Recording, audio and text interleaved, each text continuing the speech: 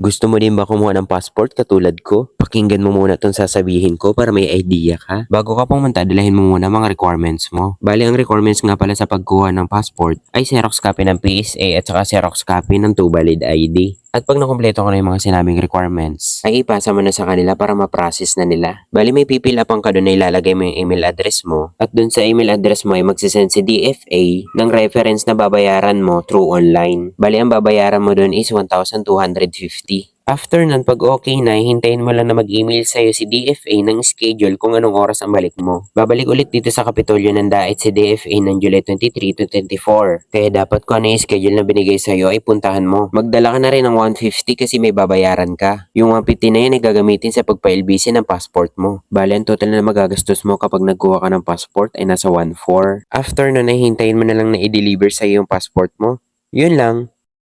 So ayun na nga, hindi tayo nakaparegister ng passport at hindi sila tumatanggap ng walk-in.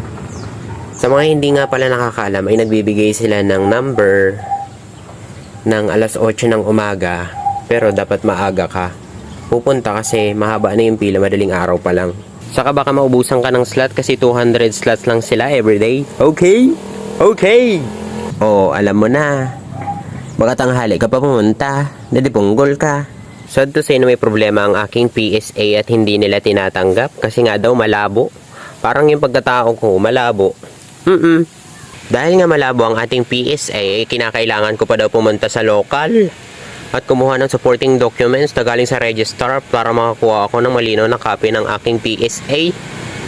Para daw malinawan ang aking pagkatao. Kung malabo din nga yung PSA nyo katulad nun sa akin, ay mabuti mo nang kumuha kayo sa registrar ng malinaw na copy ng PSA nyo para hindi masayang yung biyahe nyo kasi hindi nila yun ipaprocess kung malabo ang PSA mo. Guess mo na?